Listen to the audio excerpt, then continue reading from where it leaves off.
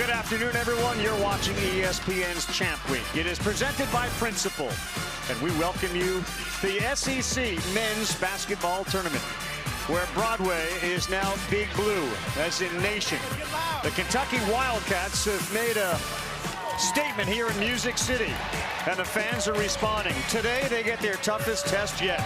The defending national champions, who have more and more believing in back-to-back glory days for the Florida Gators, partly because of Thomas Houck, and arguably the best front court we've seen in a long time.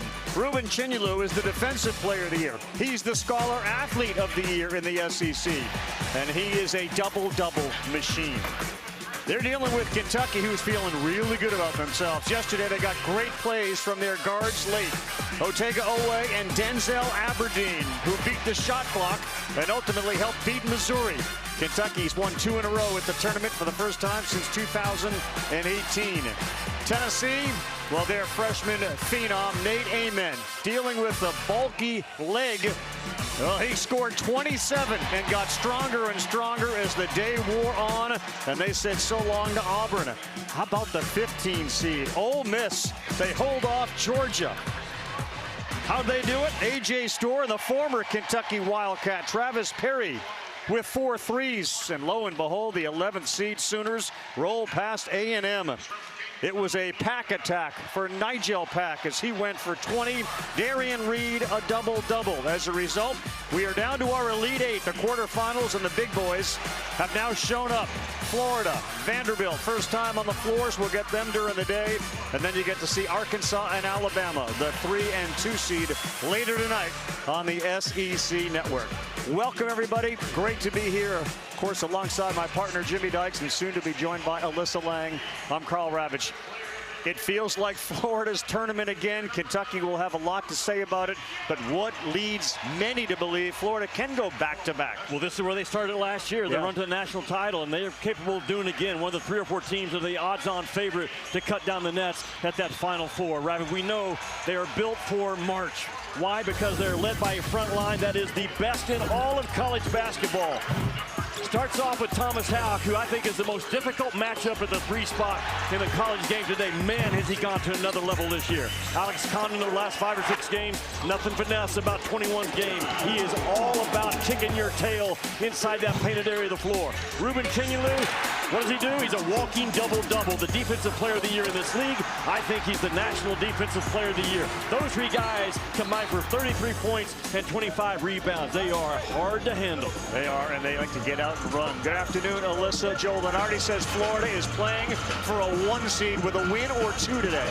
Yeah, and there's a lot on the line, of course, when you play in this SEC tournament. I talked to head coach Todd Golden a few minutes ago about what his message is to this team. He said last year, this is what sparked a great postseason for us, ending in an eventual national championship. I caught up with Thomas Houck as well, who said this is an opportunity to build momentum, to get any of those postseason jitters out on a neutral floor, a loud floor with a lot to play for here at the SEC tournament. This is a Florida team that won the SEC by an average of over 17 points per game. They are title-minded, starting with that title on Sunday here in Nashville. They're on an 11-game win streak. 9 of their 11 wins have come by double digits.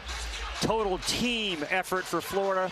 And you look at Oweh, that is the guy that can carry the Cats. Well, this is a guy that's a 20-point scorer about every night for Kentucky. And he's had the weight of the shoulders, a lot of pressure to beat that guy. He has consistently delivered. We know he's a downhill driving force. If you're Florida, you got to make him take tough shots today. But his spirit, his inner belief in himself in that Kentucky jersey has Kentucky now 2 wins in the SEC tournament. Yeah, the first time since 2018, which is amazing to me.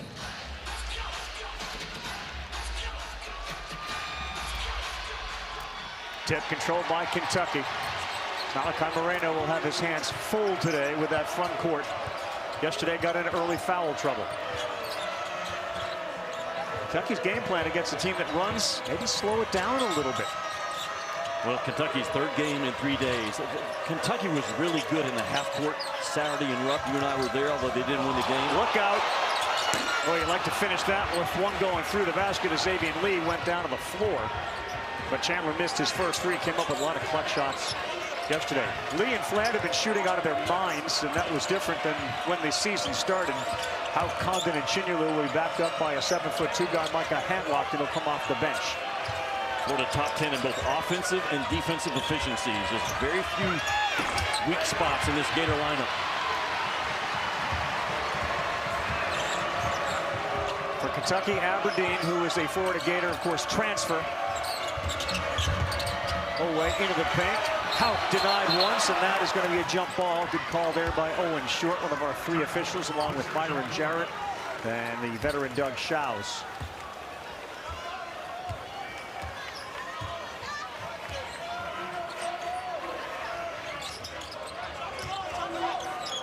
I already mentioned that Kentucky guarded really well in the half court at Rupp. The key for them today, the team in blue, keep this game in the half court as many possessions as you can. It always starts with them running great offense. Condon, and that's a chance for three. He got Jelavic off his feet, and a foul. I've mentioned in the open that Condon in the last 5 or 6 games has gone back to being the bully around the rim, and he's so skilled, one of the better passing big guys that has ever put on a Florida jersey, maybe the best ever, but he is all of 6'11" and tough and strong.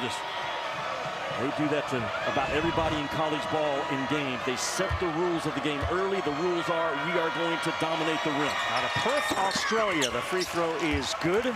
Big-time Australian rules football player. Eventually excelled at water polo, where, by the way, he was a goalkeeper. It certainly helps keeping a ball out of a basket, too, at the collegiate level. A goalkeeper in water polo. And, of course, has turned his attention to basketball, and that's paying off as Moreno works against the wall that is Chinyalu, and he's able to get it up and in. Well, Moreno's tall enough to be a factor offensively for Kentucky. Ruben Chinyalu, the best defensive player in the country, but he's only 6'9". Yeah, Davian Lee cut off there by Jelavic, so he gets it to Houck. It's another thing to watch as this game plays on. Florida's ability to turn a Kentucky basket quickly into points on the other end, and a good block by Oweh. Kentucky, and Mark Pope in particular, has talked about fatigue with his team over the last 3 or 4 weeks. Yeah. I don't even think you bring that word up if you're Mark Pope today with your guys. It's your 3rd game in 3 days. Just back to AAU ball and keep your best 5 on the floor as much as you can. Condon is open, and he was met there by Moreno out of bounds, and it'll stay with Florida. Good interior defense so far by Moreno. We saw Oweh with that block as well, making it a little more difficult for Florida, at least early, than they're used to. Well, he and Brandon Garrison have to play big minutes today. Least open for 3, splash. Now, that's what Florida has done over the last 4 or 5 months. They have become a legitimate 37% three-point shooting team, therefore a legitimate national title contender. Jimmy, even more so. Their last 5 games, the 3 guards are shooting an absurd 47% from 3. And they take Goodwin, which is a big part of that equation as well. Urban Clapshaw is part of that. He's coming off the bench. Meantime, the steal from Chinyalu. Careful, it's a 6-2 game already, and Fland misses.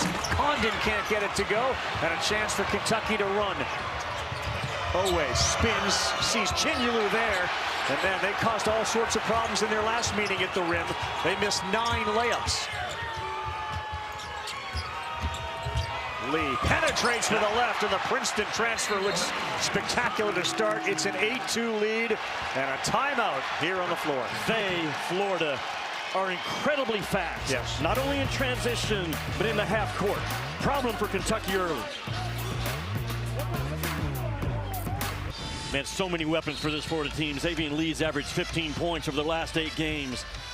The transfer out of the Ivy League, his speed, his quickness, his shiftiness has allowed him to become one of the better guards in the SEC, especially over the last month. And it's no longer just the dominant front court of Florida that can put fear into you as an opponent. Those 3 guards on the perimeter, led by Lee and Boogie Fland, and when Clapshaw comes in, they are a handful. Yeah, last year, Jimmy, of course, everybody watched them go to the national title behind Walter Clayton and a 3-headed monster in the backcourt. This year it started with a 3-headed monster in the front, and boy, the backcourt is catching up. Oweh, pull up, has to get it, and he does. It's 8-4.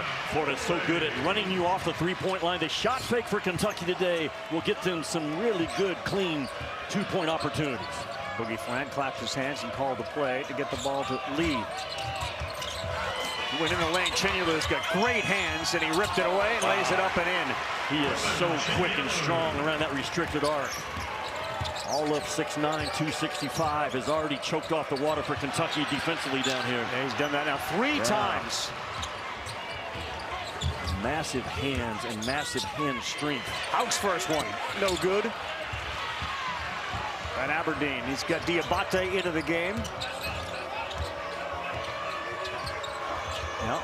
Right to Chandler, that's the defensive player of the year. He's got arms, he's got legs, he's got a head there, he's got it all. He's got it all. He is not only the best defensive player in the year, he's as good of a ball screen defender we have in the college game.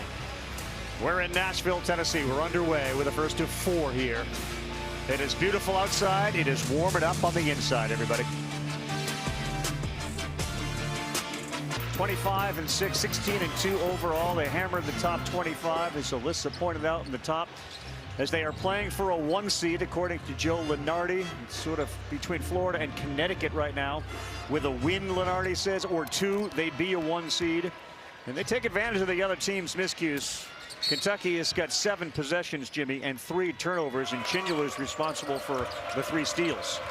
If Kentucky's going to hang in this game, their offense on the half court has to be great today, not good. They cannot turn that ball over. There's no transition defense for turnovers. I'm sure that was a message Mark Pope told his guys in that last timeout. You know, one of the things Aberdeen's been so good at recently is not turning the ball over. He's been outstanding. Kentucky as a team, just 5 turnovers versus LSU, 9 yesterday versus Missouri. They keep it in single digits today. Handlockton and Clashar both into the game for Florida. Handlockton 7-2. Condon spins his way in by Dioubate. He has just remade himself after a conversation with assistant coach Carlin Hartman, just talking about getting back to being who you are. And who he is as a rugged, own the paint, spin off of you, play on balance, shot fake you, long stride steps to get to the rim. Went to the NBA tryouts there. They kind of said really benefit from improving your outside shot. And for a while this year, we saw him kind of obsessed with a little bit, trying to make some threes. He's, like you said, kind of gotten away from that recently, which has served the team well. Well, bounce pass to Garrison. His first floater, no good, and that was deflected away by Handlockton. Florida makes you take a lot of shots in that 7 to 9 foot range. Yeah, Fland right there, and there's another dunk by another one of the bigs.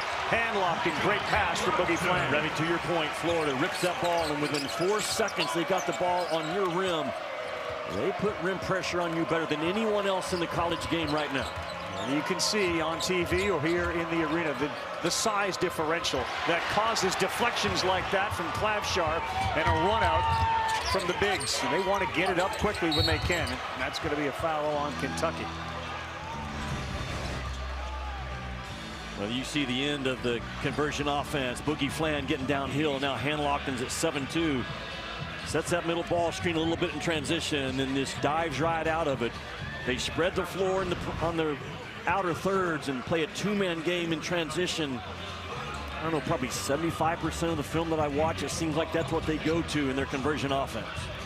Those 16 wins in the conference, second most they've had in SEC history.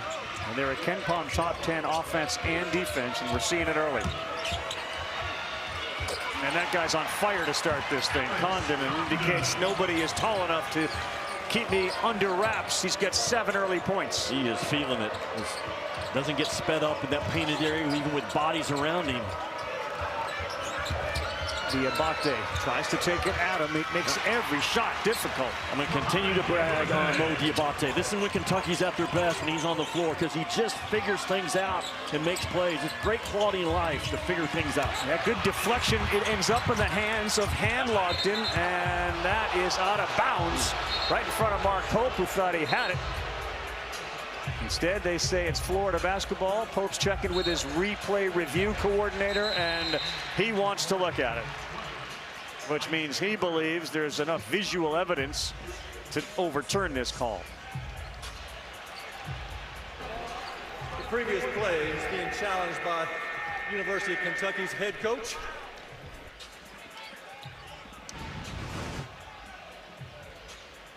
Did Handlockton and then It looks like maybe Garrison's left paw was the last one to touch it from that first replay. Am I wrong? Or did he roll it off of Hanlockton's hand? I think the Kentucky bench and their video review guy thinks that's what happened. Let's talk Florida for a second. They're shooting 53% to start this game, 7-13. Jimmy, they are, during their 11-game winning streak, shooting over 50% from the floor. So many of those points come in the paint. I mean, they dominate the paint. To your point, over the last 3 games for Florida, they have made 63 either layups or dunks. That's a crazy number.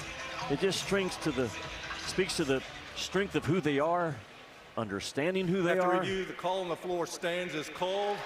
Florida ball on the baseline. Kentucky will lose first challenge. Yeah, I thought that was the right call. Alex Condon is a couple of things I love about him. Every time you see him, he says, "Hey, mate, how are you?" But the other thing I love about him is his strength, his patience. He's so skilled. I've said probably the best passing big man in the history of Florida basketball, which is a big statement because they've had some really good ones. But Alex Condon right there with the best of them. Corey Brewer, Joakim Noah, Chandler Parsons was 6'9", but this kid's just as skilled and bigger than those 3. He developed his basketball game at the Basketball Australia Center of Excellence. Oh, what a job there by Garrison, but Flan never came back in bounds. So we'll stay with Florida again. Great effort, but Flan never reestablished himself in bounds.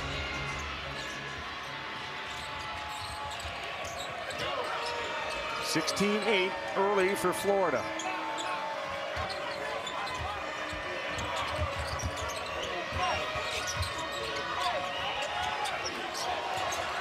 Mismatch in height here. They swing it all the way to Isaiah Brown. His first one, too strong, and there's that height advantage of Condon over Oweh. Foul against Kentucky, and Condon's having his way early in this game, Jimmy, getting whatever he wants. Yeah, they're right there with Tennessee in terms of offensive rebound percentage, around 44-45%. And Brown misses the shot, and it's just that length that just takes over. They make so many plays, the Gators do, Ravi, just over the top of you. Cam Williams is into the game, Jimmy. He's played a couple after missing a dozen, and he's made a 3 in each of them. Todd Golden, I said the story, watching film with him about 6 weeks ago, and he continued to tell his guys, let's just hit singles offensively, dominate the glass, and set our defense. If we can win the entire thing again. And that's what they do. Isaiah Brown just went up and took it away from Aberdeen. Look, one of their offensive plays, philosophies, throw the ball up in the rim and we'll get the rebound. And today, they've missed 7 shots. They've gotten 4 offensive rebounds. Over 50% right now on the offensive glass. Cloudshire, he was met there by Moreno, but terrific score is able to knock it in. It's 18-8. Well, the 6th man of the year in the SEC, deservedly so. He single-handedly made enough shots before the other guards started making them to allow Florida to be in this 1-seed conversation in that NCAA tournament. Cam Williams, that's his shot. No, he can't get it, and he tried to chase it down and got banged, handlocked, and a little nudge sent Williams, and he's in some pain. That was way more than a little nudge right in front of Doug Shows. I mean, handlocked just comes with a hip check. I know this is where the Predators play hockey, but I mean, this is clearly a foul on Handlockton right there. I mean, he brought the wood to Cam Williams. That's a hip check. That is a hip check. It's a hip check from a dude that's 7'2", 260. Yeah, there it is. They just got Brown there on an illegal screen. A play that would make Roman Yossi proud. The great Predators, boy, they're such a physical team, Florida. They have a swagger and a borderline arrogance / pride about them that starts with Todd Golden that I appreciate. It makes them who they are. Moreno has succeeded once with this attack mode, and he tried to reverse it. Chinyalu, and then Condon met him, and Todd Golden right there in the baseline, loving the defensive effort he's getting. Now, Ruben Chinyalu is an absolute problem. And a lot of guys say, yeah, he can guard 1 through 5. They can't. They can't. This guy actually can. He can cover any ball screen coverage you demand. He can switch it. He can level it off. He can hard hedge it, stays in front of a guard. He won the National Player of the Year, I think, during that Alabama game where he guarded, was it Phylon, followed by Wrightsville? Yes, we saw one of the great defensive stands by an individual, maybe in a long, long time, if not ever. Chandler's back in the game, and Jesper Johnson, the freshman's into the game out of Lexington. Dioubate with a steal. He's got Chandler with him. Look out, went to dunk it and missed it. And a big collision underneath the basket with Condon and Dioubate. Just a good old-fashioned meet and greet in the SEC. Nothing's going to be given. Alex Condon playing with a huge motor to start this game up against another guy with a huge motor in Mo Dioubate. I don't think they'll look at it. Mark Pope might be trying to say, hey, that was a little excessive. That's an Australian rules football player there. Going up to block a shot from Dioubate with zero intention of letting Dioubate get that ball through the basket. Doesn't look like they're going to look at. The other thing that we've seen, Jimmy, early on, and we've seen it all year, there is nothing that's going to be easy at the basket for the opponent against Florida, and thus all the missed shots, all the, we need to tomahawk dunk this thing. Yeah, well, first of all, your decisions at the rim have to be on point anytime you play Florida, and that was a no-brainer. Take that thing in hard, but this Kentucky team, man, they have been through it. They've been knocked around. But Kentucky team and Mark Pope, they've heard the hate. They felt the heat, but here they are in the quarterfinals on Friday, winning 2 games in this tournament for the first time since 2018. So Kentucky fans, you might need to appreciate a little bit what you got on that sidelines, sometimes more than you have this year.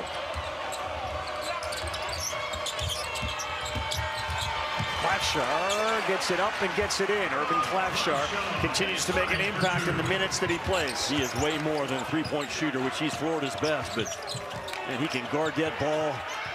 Makes tough twos now. Dioubate, a rare 3, finds the bottom. He just finds a way. Again, Mo Dioubate makes Kentucky at their best. There's some pressure. Here comes Oweh. Watch out for Chandler, and there's no chance for him to get there. There you go, Kentucky. There you go. Jesper Johnson, the young freshman, sticks his hands in there, gets the loose ball. Big Blue Nation arises in Bridgestone. Floater, Klafschar short. Chandler's got it.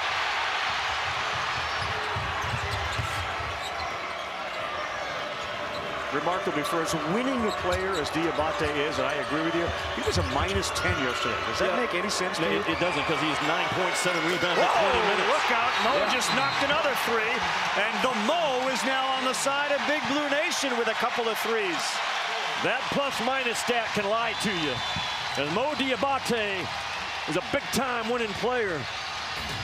And Kentucky needed Mo action, and Mo Dioubate delivered. Not a great three-point shooter, but man, and guys that have big Valentines say, I can get out and make a play, and Otega Oweh is one of them as well. 13% three-point shooter, just made 2, an 8-0 run. Let me that murk that till you gotta hurt. Welcome back, everyone. Otega Oweh, watch him stick his nose and his hands in there. That leads to a fast break, which he finishes. Got a brother who just signed a 4-year, $100 million deal in the NFL. They're on a run. Alyssa with the coach, Golden. Coach, they go on a little bit of a run there. What are you going to tell your team in this timeout? We shot ourselves in the foot. We did a bad job taking care of the ball. 3 turnovers, let them get out in transition. They have not proven the ability to score on us in the half court. We got to do a better job being tough with the ball offensively. Thanks, Coach. Yeah, you're welcome. Thanks, Alyssa. 8-0 run over the last 44 seconds. We talk all about Florida's ability to score quickly. That's 8 points in 44 seconds. Flag goes all the way deep in the paint. Hauk's second three's way off to the left. He tries to follow it, but Chandler cut in front of him. Kentucky showing no signs of fatigue. 3rd game in 3 days.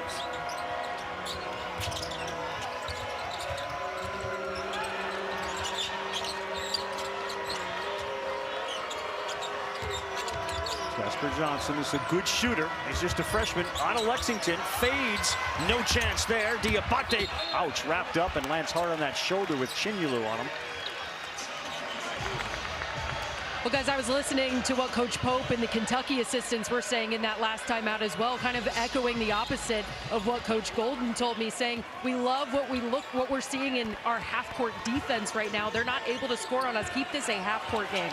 Yeah, that was the message in the locker room also before the game. Like, hey, we guarded our tails off in Rupp on Saturday in the half-court. Therefore, run good offense. Great defense there. Moreno, Jimmy, with a big block. They are playing hard, Kentucky. Jasper with a finger roll. Ravi, when he comes in, he's going to get a shot up about every 1 minute and 30 seconds. He's a hungry kid with a lot of potential about him, giving good minutes right now to Mark Pope.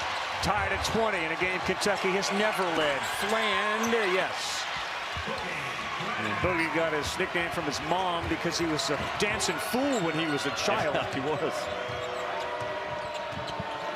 Has really adjusted to the new role in the Florida lineup. Yeah, Jasper gets it up again a little too strong, and it goes off the backboard. But Mark Pope looks at him and claps his hands, saying, that's what we want out of you.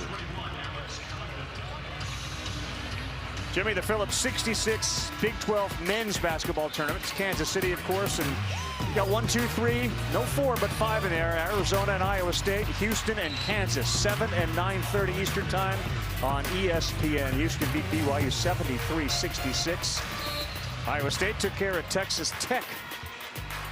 Well, they made the right decision to remove that glass floor. Yes, they did. Sweat on glass is not a good thing for basketball, as opposed to the SEC, who absolutely knocked it out of the park. No sponsors, no glass, no stickers, just old school hardwood. Absolutely. Dougie Fland came out of New York City as one of those heralded guards like so many before him have. And he was going to be a scorer, and now obviously on this team he's become the point guard and made a real good adjustment, and the scoring is returning again. Watch out. Yeah, just he doesn't turn it over. Boogie Fland's got long arms and big hands, which really helps him. Tight security of that basketball, deflections on the defensive end. Has not fought coaching one time. And Todd Golden said, I wasn't sure when I was getting him because he was such a high-profile guy coming out of high school, transferred from Arkansas, but he has not fought me one time, which, what a great thing to be able to say about a player. Derrick Rose was his guy growing up. He had every pair of Derrick Rose shoes. Jelavic. That's a lot of shoes. That's a lot of shoes for 2 feet. Jelavic can't get it to roll over, and Chandler takes it away from Moreno. A little run here for the Gators. Hauk bangs it into Jelavic, and he's going to get 2 free throws. Ravi, 4 seconds. Yeah, 4 seconds from the rebound of Chandler to the ball at the rim on the other end. They just flood the floor, and they're not afraid, Florida, to leak out their big. Watch Chandler. It's mine, boom, go. Condon right down the middle. Xavier Lee runs that right side, and boom, Thomas Hauk, the second guy, kind of following that drag screen action by the first big to run the floor. They can just come at you in waves and force. We got a chance to meet Thomas Hauk's dad. He's, of course, a kid from New Oxford, Pennsylvania. That's Penn State country, for those that know. I mean, the entire state of Pennsylvania is, for the most part, Penn State country. And yet that guy right there grew up a Florida Gator fan because of Tim Tebow and Tebow mania. He had blue and orange all over his house. His dad, who played at Shippensburg, a Division II school, football, couldn't understand where does this all come from. I rode the elevator with Tommy Hauk's dad this morning. I said, you talk to your son? He said, no, I don't talk to him on game day. We talked last night. I said, what did you talk to him about? He said, you know what? I reminded him where little Tommy was, and now where big Tommy is, and just to enjoy this month of March. Yeah, Oweh can't get that to go, and here comes Condon, and right away the first thought is push. And this is a dude that's got over 100 assists this season as a big man. Not thinking about passing this time, works his way deep, and great defense by Garrison. Bounce pass to him, up and oh no, he missed it. And they will make you pay, Florida, in transition. Fland steps into a 3.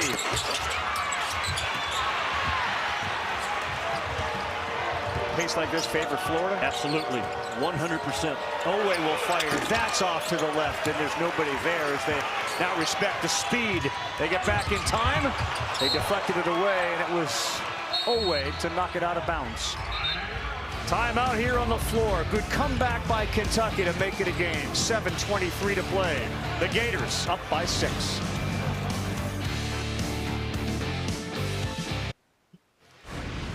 You're watching the SEC on ESPN, an SEC tournament that's been dominated by the Wildcats. Just off Broadway, they've won 31 of these titles. They've had some good moments so far. They're looking to match what they had last year. I just think if you're Mark Pope, you live with Oweh right now. He gets the basketball. He drives. He puts it on! And in with a half second to go. Oweh did it again to Oklahoma. Kentucky will win it. Of course, the Oklahoma transfer who grew up on the streets of Newark, New Jersey, banging heads with his brother Oweh, who, of course, just signed that 4-year, $100 million deal with the Commanders. Hit Jimmy 5 straight games to 20 points. Well, he's now 15 points shy of being Kentucky's all-time leader points scored for a transfer. That's how good this guy has been, consistency under Mark Pope. And think about it, Ravi. His role has changed 2 or 3 times in the last couple of years on this team. Just finds a way to excel. Yeah, Flan that time excelled right by him, and he can't get the shot to go. Hand locked in, takes it away. Out goes to the cut, and he lays it in. There's not a better cutting team in college ball, and not a better cutter than Thomas Houck. And all 3 of those big guys that are on the floor now, and Chinyulu, when he's in there, they can all pass. Oweh right in front of Houck, can't get it to go, and quickly the bigs run.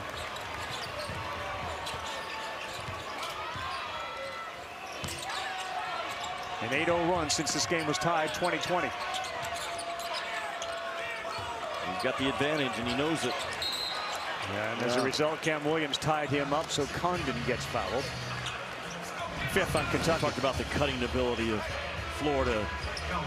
Hand locked and nose. Where's my cutter? When they get offensive rebounds, if they don't go right back up, they're not looking for spray threes. They're looking for cutters. Kind of unique in this Florida system. And Tommy Houck is so good and tough, 6'9". Like, I just look across the country in college basketball, and he's going to be one of the most difficult one-on-one matchups in March Madness. And every staff meeting starts with who guards who. He will be a headache for whoever Florida draws in that first round. He was so lightly recruited, too, out of high school. Had to do a year of prep. Chandler denied at the rim by Condon. It may have gone off Chandler's head. Well, you have to go at Florida. You can't concede. I know how good you are at the rim, especially in transition, but it's just so difficult. Alex Condon just measures up Chandler the entire way. Not worried about getting out in front of him, just running step for step, knowing I've got the advantage right here, and that is all ball. Message sent, message received. Previous out of bounds is being challenged by the University of Florida's head coach. There have been now several challenges at the rim. We may have seen the best defensive play at the rim yesterday by Felix Okpara. No. Florida's challenging. By Felix Blockpara. Felix Blockpara. Did you spend a night thinking about that? No, he came right to me just a little late yesterday, but the best block I've seen in college ball. Hey, while we got a chance, I really think the video that's available to coaches now on the bench has become a big distraction to the game. I think the coaches are constantly looking at their guys on about every other call. They're getting irritated with officials because I saw it differently. I can't challenge it. I think it's become a distraction for staff, for coaches, how they interact with officials. After review, the challenge has been successful by the head coach for Florida. It's going to be white ball on the baseline, 30 on the clock. I would not be opposed at all to eliminating that video stuff on the sidelines. I just think it's slowing the game down in ways that we probably haven't realized. That is a big-time dunk by Condon. And it rolled right off of his head. So watch Golden here challenge the Aussie rules football. What? Wait, what? That's Florida, man. They are a highly, highly competitive bunch of guys. Alex Condon, one of three guys in the nation, Ravi, this year. Over 225 rebounds, over 100 assists, and over 400 points. And the leading assist guys on Florida are Lee, guard with 129, Fland, 108, guard, and Condon, who, of course, like many, even at one point when he was a little shorter, did play point guard. Not at the collegiate level. We got a lot of good looks out of this double-up horn series, whatever you want to call it. With that ball side to side. Well, that went right through Condon's hands, and Fland was there to catch it. They get 4 on the shot clock as Klafschar has it, gets a big screen and launches the 3 that comes up well short. And that's a shot clock violation. Yeah, great defense by Kentucky. Mark Pope, again, he's told in that huddle listening to, hey, I'm good with our half-court defense. Keep it set. Don't turn the ball over. Great offense for Kentucky, so important. And their first shot, Ravi, today, so important. Florida only allows 8 second chance points per game. Kentucky today has none. They're one of their last 9, and that was halfway down and out. Aberdeen can't get it to go. Handlockton getting some significant minutes today. And he's now open underneath.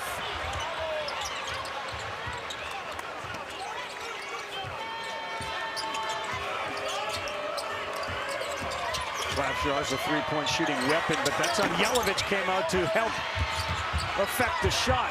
What a play by Handlockton to keep it alive. This is more open. No good. Oh, wow! Micah Handlockton with a big-time follow flush.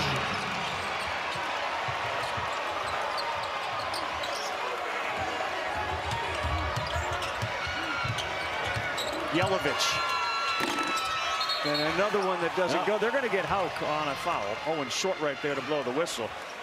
But the minutes for Micah, huh? How many teams in the country have a Micah Handlockton that comes in off the bench? One. Think about Micah Handlockton a couple of years ago. We saw him laying on this end of the floor with a broken leg. And to find himself back again and a big part of this Florida team. He gave up his red shirt last year to say, hey, I can help us win a national title. And he's going to find his way on to an NBA roster. These guys that have that much size and quickness and explosiveness and a great set of paws. That was the Nate Amen play from yesterday. He was down on the floor, out of bounds, got up, and instead of a 3, a finish flush. Jelavic, boy, they have got to make some shots. Yeah, you get wide open ones against Florida. You got to capitalize. 5 minutes without a point. Brown's the only guy on Florida that's played who hasn't scored yet. When Florida gets the ball to the third side of Florida within a possession, they scored a high rate. That boogie, that's way too strong. Handlockton plays volleyball, and Isaiah Brown in traffic gives Fland another. And he buries it. The offensive rebound work pays off. It all started with Handlockton again. Just those plays over the top of you.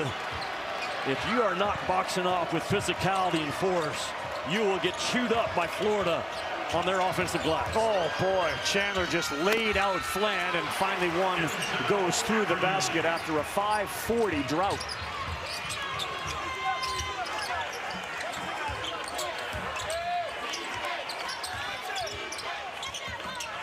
Bobby Fland, 7, thinks reverse, throws it up. No, and Jelavic in traffic, and Handlockton is going to get whistled. Florida Gators up by 11, 33-22. We take a timeout. We're under 4, 3:21 on the clock. ESPN's exclusive presentation of college basketball is brought to you by the Oscars. Sunday at 7 Eastern, 4 Pacific Live on ABC and Hulu. Magic Micah, supporting actor role. He may win an Oscar for that.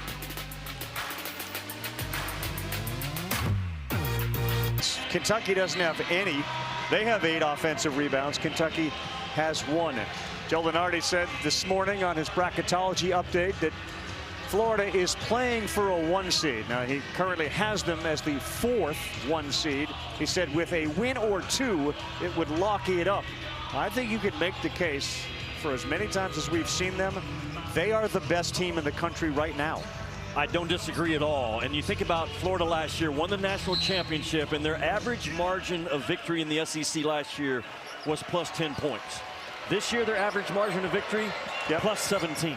And it's still a league that's going to put 10, maybe 11 teams in that NCAA tournament. They are just an absolute wagon right now.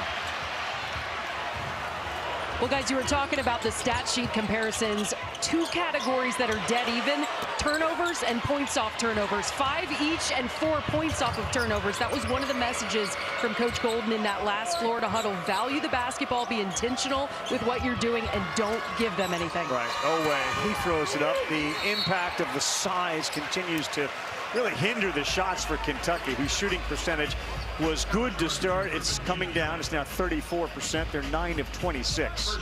And many of those misses are coming inside or around the paint. Just the number of bodies that Todd Golden can rotate in. Interesting, Todd Golden has one of the highest foul participation rates in the country because of that depth. I wrote that down because yesterday Rick Barnes, 5% of the time a guy with 2 fouls comes back into the game. Golden is 57% of the time. The national average is 25%. So Golden says analytics suggest, again, players are more careful. 2 fouls, I'm okay, depending on the player, of letting them play in the first half. And Mark Pope's up there as well. He's like 40%, which is top 50 in the NCAA. Just how you view your team, the depth you have, circumstances. Yesterday, Rick Barnes went from 5% to 10% because he had to play Jacoby Gillespie.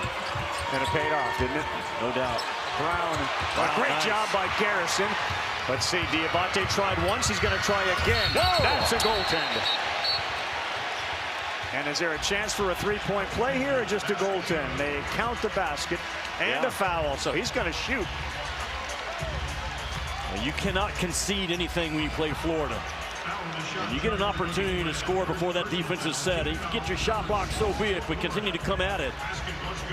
And that's our guy, man, Mo Dioubate. Ball got on the backboard, goaltending and a foul afterwards. Foul on Boogie Fland for Mo Dioubate and the free throw. Alabama player. Dioubate is best in a game that's physical and a loose whistle. That's where he really thrives. Yeah, he's given up inches too, Jimmy, and he's 6'7".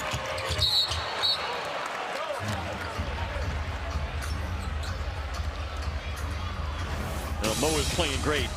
Anybody that can get 16 rebounds against the Houston Cougars a couple of years ago when he's in Alabama can play on any big stage. And 13% three-point shooter on the year, has already knocked down that 3 ball. Kentucky's got to hang in this game, Ravi, and keep it single digits. The only team in the SEC to play Florida in single digits since January. Condon deep, lost the ball, out of bounds. And Condon, it's getting physical, and Chandler's down there holding his nose. How physical? We've seen it with Todd Golden, and now we've seen it with all the Kentucky players. The physical nature of Alex Condon. 6'11", 236. Well, he's gonna need some help. He's got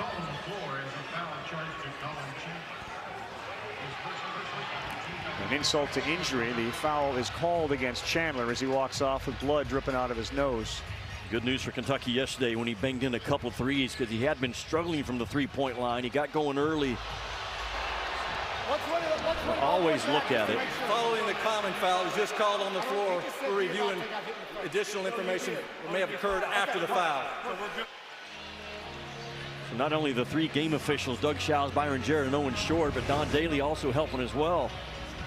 Yeah, the question is right there where that elbow came down and hit Chandler in the face as Condon continued with that right arm, which knocked Chandler down to the ground. And we all saw red. And we know we have a common foul called, and then what happened after that common foul?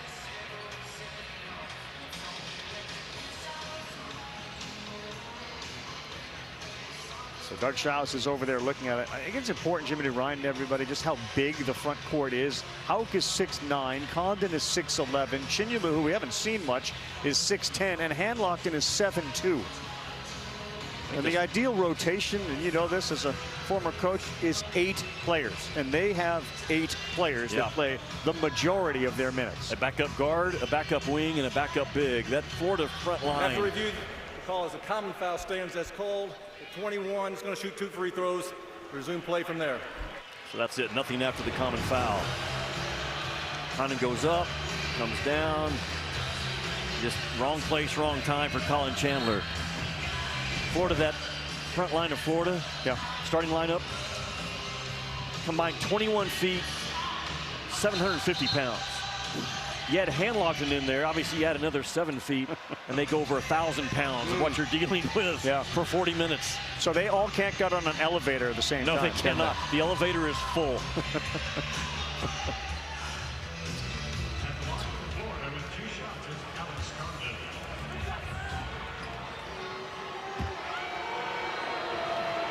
Condon, who's a 65% free throw shooter, looks for his 8th point of the game. He tries to put him up 8. And he spins that one in. Jimmy, we talked about the Big 12 tournament. T. Rowe Price ACC men's basketball tournament in Charlotte. Number 2, Virginia. Number 3, Miami. Top seed, Duke. Number 5, Clemson. Duke, of course, without Caleb Foster and Patrick Gumba. That is 2 big dudes that are out due to injury. They got an 80-79 win over the 8th seed, Florida State, in the quarters. Yeah, now as closing out games, you got Caden Boozer as a point guard, and Cameron Boozer will be probably the backup point guard initiating things. That's a big injury when you took the national picture.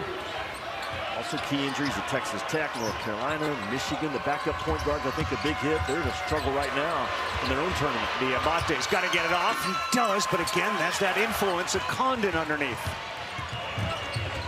It's very difficult to move those Florida bigs away from the defensive glass. They just anchor down. Garrison didn't have to reach, and he gets that foul there against Condon, who was literally trapped on the baseline. And the impact again of the bigs, Jimmy. Kentucky started 8 of 13. Since then, they are 2 of 15. We talk about the speed and the explosiveness of Florida offensively. Ravi, again, it's worth pointing out, this is the 5th best defensive efficiency team in the country. They guard the ball with force. They pressure you out. The bigs are absolutely anchors on those low blocks. They don't foul. They do a good job of bodying up. And they own, they don't rent, they own your misses. Bonus for Condon with Chinyalu still sitting. He's played 10 minutes. He's got 2 points and 3 rebounds. Handlocked in number 3, and White has played 8 minutes. And Condon knocks down the first. We kind of maybe take for granted that front line is back. This front line is also better. They went to work after about a week of celebration. Handlocked and Chinyalu, Condon, Hauk. And there's been no ego, no entitlement. Just the same hard-playing, coach-me guys that they won the title with last year. Missed that one. Volleyballed up by Handlockton, but in the hands of Kentucky as we come crossing the 1-minute timeline here in the first half. Aberdeen really needs it, can't get it to go. Dioubate fights for an offensive rebound. He'll kick it to Oweh. And they continue to really struggle inside and outside. 2 of 11 from 3 right now. One hands by Condon. How did he catch it? Ravi, a simple 2-man game in transition offense between Lee and Condon. And they come at you with so many different looks in transition game. We talked about their middle rim runs, but a 2-man game right there. The ball gets deflected, but here's how he comes up with it. Oh, he's 6'11" and long. Those kind of guys can go get bad passes. And Florida, they're so good at the small parts of the game. The different looks in conversion are tough to handle. So you tell me, is that water polo background, that catch, or is it Australian rules football background? Maybe a little bit of cricket as well. He did it all growing up. Fell in love with the game. And again, that conversation that he had with the assistant coach, Carlin Hartman, one-on-one in the office about 4 weeks ago, has made Alex Condon.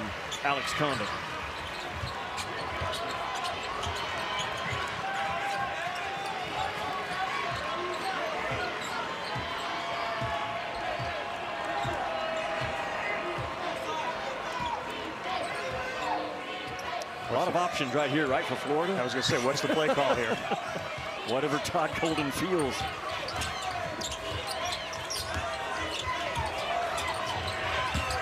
It's Fland on the baseline with a kick to Lee. And no, they didn't get the option off at all. They ran out of time. Fland literally took the air out of the basketball. I know Kentucky's trailing, but their half-court defense, not converting, their half-court defense is good enough to hang in this game. Mark Pope will have that confidence with his guys in the locker room. All right, can Oweh, who's had a last-second buzzer beater, do it again? No. That one goes off, and they ended up struggling shooting down the stretch. They end up 2 for 12 from 3. That's 18%. And all those shots in the paint, they were impacted. It's a single-digit game, though. Again, Kentucky, the only team in the SEC over the last 11, 12 games to keep it single digits. Shoot 2 for their last 17 does Kentucky. And Alyssa's with Todd Golden. Coach, this tournament obviously means a lot to Micah. When he has that putback dunk and those physical plays, what does that do for your team? I mean, he played incredible in the first half. It's inspiring. You know, he's done a great job for us all year, giving us great effort off the bench, and I thought he played as well as anybody out there today. This is their 3rd game in 3 days. It's been physical. What has to happen in the second half for you guys to put it away? I think we have to continue to stay on the glass. We've done a good job that way. We had that stretch early in the first half where we were just sloppy with the ball, allowed them to get in transition a little bit, allowed them to tighten it up. When we take care of the ball, we're going to be in good shape. Thank you, Coach. Yeah, you're welcome. Florida right now leading at the half, 37-28 over the Kentucky Wildcats. The first time we've seen Florida here so far at this tournament. Here's Dari Noka for the halftime report. Against Champ Week, it is presented by Principal. And this is the SEC Men's Basketball Tournament. Look at 8 teams left, and Florida leading this one 37-28 as you look down on the hardwood here. Bridgestone Arena, Nashville, Tennessee. Florida's big men, that was a story coming in, and they've gotten some big-time contributions. Alex Condon has contributed 11 points, made 4 of 7 shots, 3 free throws, 6 rebounds. The Mo was with Kentucky because of Mo Dioubate, who had 12 points, the most he's had in the first half this season. No one else is really near double figures. Oweh has got 6. So it's those 2 guys, but the big story, Todd Golden kind of shed some light on his feelings. The 7'2" dude, Micah, handlocked and is a load right now. Well, he's only played 9 minutes, but man, he's made the most of his 9 minutes. Talking about handlocked and just the effort plays, the toughness, the length that this kid brings to that Florida front line off the bench. Very active. And that play right there, along with Nate Ament yesterday, diving out of bounds and keeping the ball alive, and bam, bringing the hammer after he gets back up. That typifies that Florida team. They are such a competitive bunch of guys. Look at the numbers on the left. Here's the biggest number to me. These 2 teams have now played 100 minutes this year. 100 minutes. Kentucky has led for 0. 0. It just kind of speaks to how good this Florida team is and legitimately can win the national title. Alyssa, what's the plan for Mark Pope? Yeah, Coach Pope reiterated to me that he's liking what he's seeing from his team in the half court on defense, but when it comes to his bigs, he said we challenge them. We're getting killed on the glass right now. We got to get up there more. I also asked him how he sees the guys handling fatigue. He said, the guys, my guys? I said, yeah, 3 games in 3 days. He said, oh, they're not tired at all. We'll play 10 games in 10 days. We don't care. We'll change the narrative from Kentucky. I like your thinking right now in March. Well, you said take fatigue out of your vocabulary. Apparently Mark Pope has, which is a good thing. Well, to Mark Pope's point to Alyssa, Kentucky has missed 20 shots in this game. They've only gotten 3 of them back. They are offensive rebounding at a 15% rate. That is a losing number. They got to get their offense going from the outside. Jelavic will try. He can't get it to go. But Oweh with 6 points. Aberdeen with just 4. Chandler stepped in to deflect that away. Shoot it. He thought about it. He did.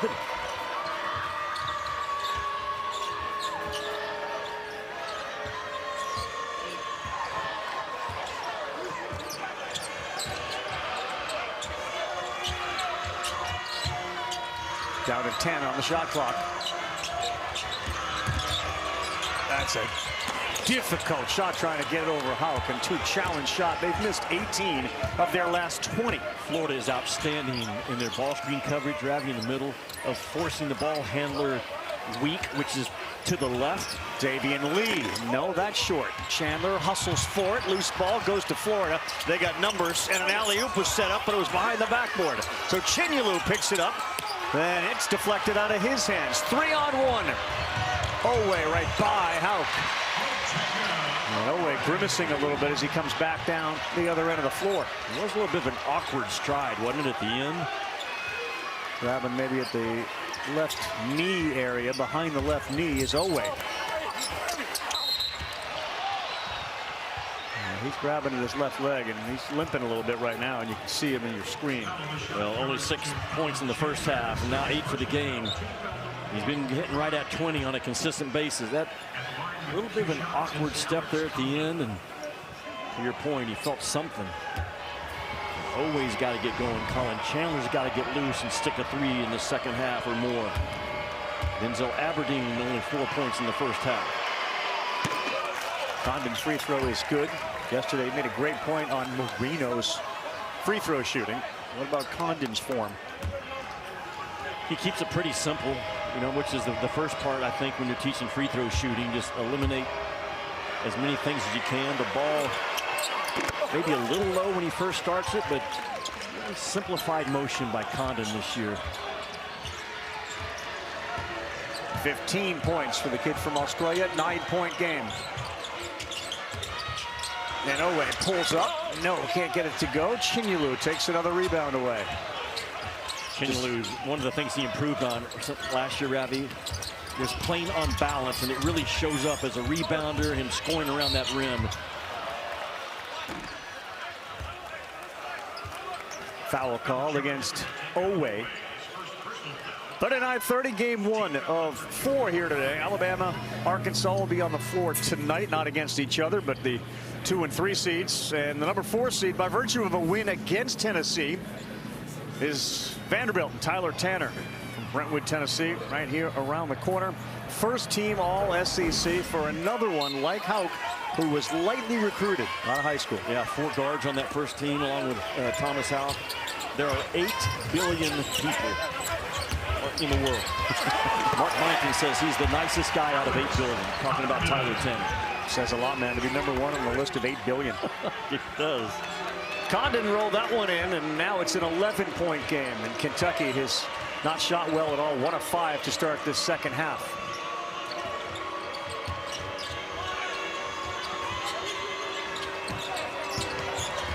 Each trip generally is a 1-shot trip.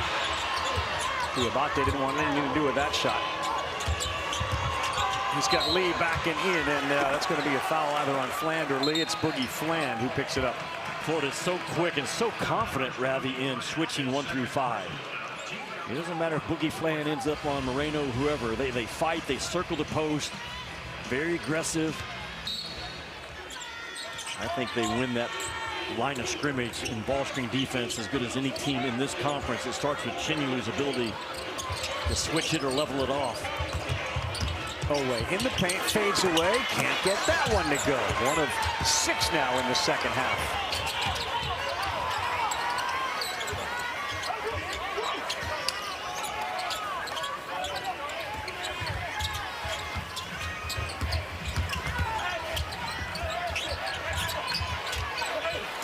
Really good defense by Kentucky again. That time Chandler knocked it away as Lee got trapped.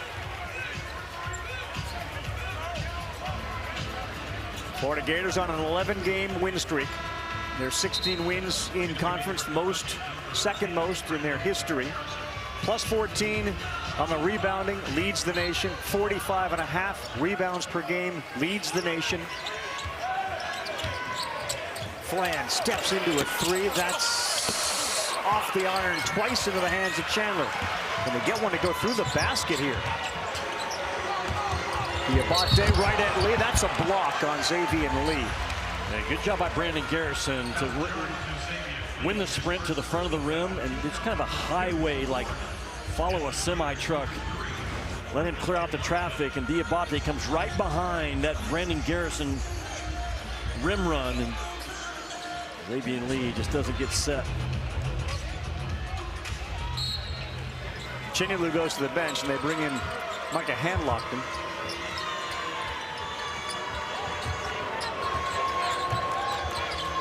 They set up Chandler for a high arcing 3. Another one that just goes begging off the iron.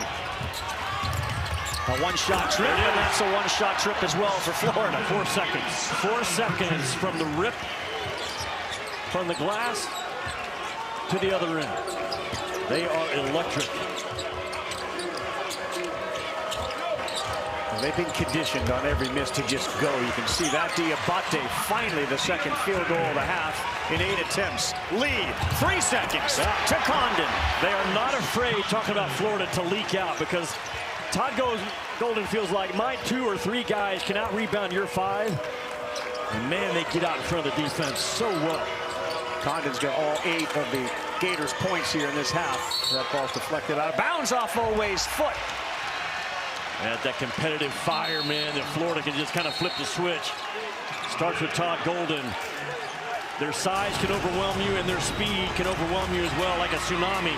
Look at Houck get out in front. Condon backpedaling, and bam, right there.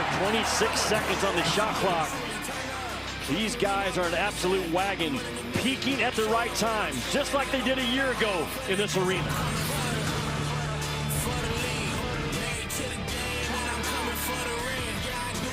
For that confidence, the pride they play with, especially during this month, is just championship level stuff. Good hustle by Chandler, and that ball out of bounds, and he was looking Mark Pope for a foul on Flynn. Colin Chandler working his butt off. Ravi, you mentioned Darius Acuff, who's going to make his debut here in Bridgestone tonight. The other 2 freshmen to win SEC Player of the Year, Anthony Davis did it for Kentucky, and Brandon Miller for Alabama. That's the only 3 that have hit that historical mark as a first-year player in this league.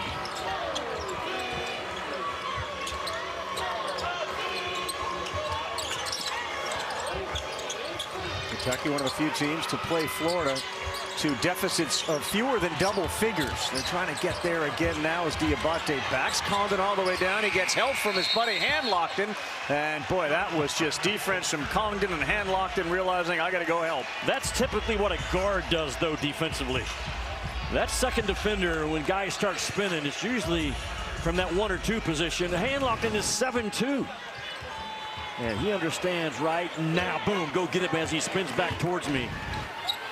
Most players understand when to double because they get doubled, and Handlockton really good at it.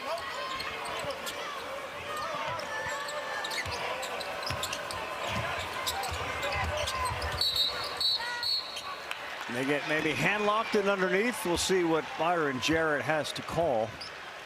I do believe it was on Micah Handlockton, who, as you mentioned, Jimmy, terrible injury here at the SEC tournament. Yeah. And he decided to come back, came off a red shirt last year to help win a national championship. One of those rare cats in the college game, and more offensive and defensive rebounds. Oweh tries, throws it up. Another one that goes halfway down and out. Watch the shot clock. 5 times in this game they've scored within the first 6 seconds. Not on this trip. The part when you watch Florida, the freakish athleticism of Condon and of Houck. Yeah. Yeah, as you watch them fly up and down the floor and up around the glass, they play with reckless abandon. That's probably the 2 best words to describe this team. Just, there's a standard in that Florida system. They got knocked around in non-conference. They were close. A game at Duke before they really found their footing, but all the metrics, the eye tests, everything about this Florida team, they're right there with Duke, Michigan, and Arizona in terms of the odds-on favorites. Chandler's got 3. Johnson comes over to double team. That leaves their best shooter open for 3, and Clapshire can't get it to go. But it's another offensive rebound, another look at a 3, another miss, another offensive rebound, and 2 more free throws for Thomas Houck. They fight each other on the glass. They don't rebound against the opponent. They rebound against the other 9 guys. And the biggest advantage, you know, we talk about, are they the best 1 seed? Are they the #1 team in the country? Selection Sunday, we'll find all about who the #1 seeds are and where, if any, from the SEC will be a 1 seed. Certainly seems like Florida's going to be it. The ESPN app, Sunday 9 Eastern time on the network. They'll have their annual 2-hour SEC Now selection special.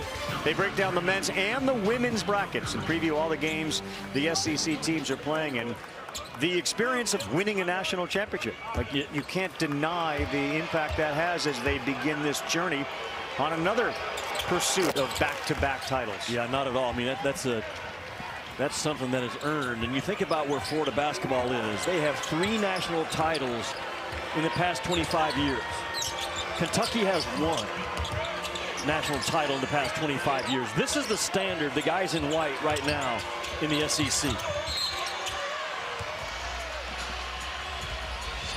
Earlier today, guys, when I talked to Thomas Houck, I asked him what he learned from that run last year, whether it be mental, emotional, physical, on the things that you have to do on the way to another national championship. He said, it's simple, but it's not. You just have to stay consistent. You know you're going to go through ups and downs in the next couple of games. You know that you're going to be playing some of the best teams in the country here in the SEC tournament. And then everyone you play from here on out has made the big dance. So you know that you can't afford to let off the gas. They've also, when it happens and you do end up winning, Jimmy, you do tend to go from a me team to a we team. Yeah, that's them. Lee with the interception, the drive, the baseline. Brown, yes, he's on the board. Within 5 seconds, so there's another one. When you watch Florida play, they don't have a possession where somebody has their own agenda. Not one time. Oweh dribbles by, and Chandler came over to impact that. Moreno does what you have to, which is flush it.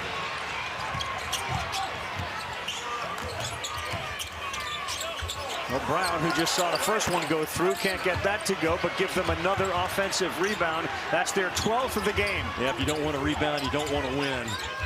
At the core of the problem. Condon alley-oop, Chandler. Garrison denied it. BG. Here goes Aberdeen. Mark Pope's doing his best to just literally slow down Florida's offense. Stop. After that ball was dunked, he ran to Jarrett and called timeout. Well, Florida was at midcourt, and they gave it to him. Well, Kentucky trying to hang in there. They're going to have to somehow score off their defense. Half-court offense just isn't getting it done, and DA gets out in front of it. Not enough of those plays so far for Kentucky.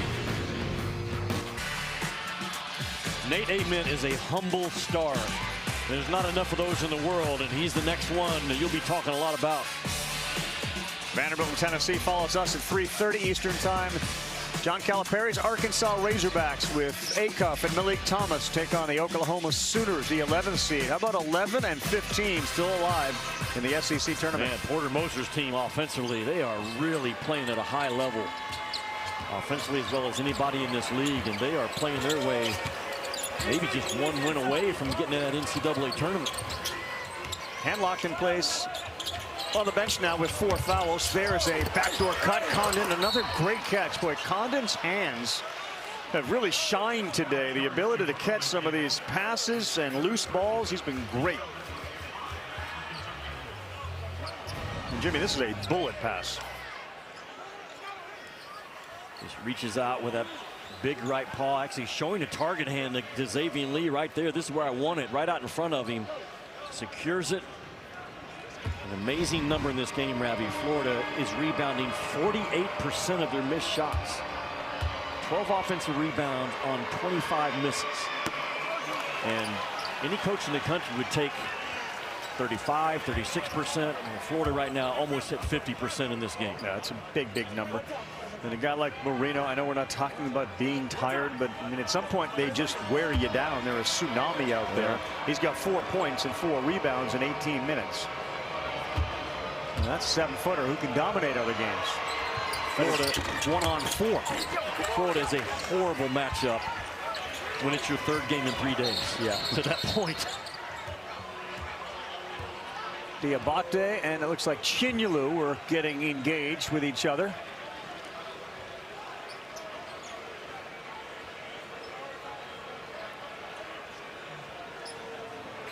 Owen Short was right on top of it. And by the way, Owen Short had a fantastic call last night in the Ole Miss Georgia game, calling the foul before they gather the ball at the end of the game on the fly. Well done by Owen Short. Video review means we step aside. 50-36 Gators. I'm in the SEC, and it may very well be Florida. Selection Sunday, we got you covered, man. It starts at 6 Eastern, 3 Pacific, Sports Center on ESPN. Reese Davis and company look at the men's field. The 68 brackets are going to be announced, followed by bracketology and breakdowns of each region. At 8 o'clock, the women's field of 68 will be revealed with a complete breakdown of each match at 9 Eastern time. Get your brackets ready. The commercials are all over the place.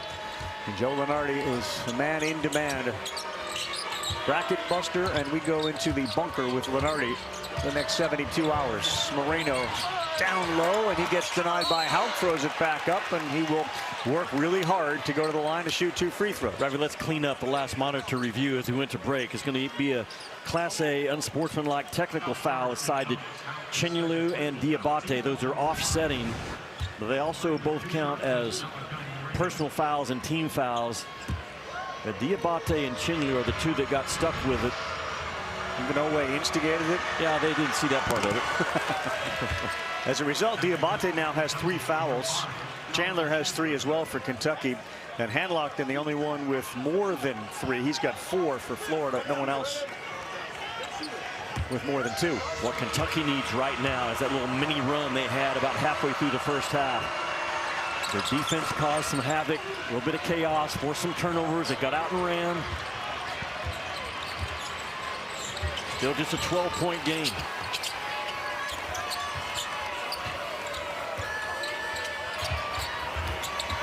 Oweh had Hauk, had him locked up, and there's the whistle out top from Jarrett beforehand. Chandler was setting that highway screen, or the Gortok screen, as it's officially called in basketball. And we've got our own name. Yeah, we have our own name for it. But Chandler, it started a couple of years ago in this Florida program. They just seal you off and say, hey, come drive the ball at the rim. And well, it's hard to get off of it if you're a defender trying to handle it.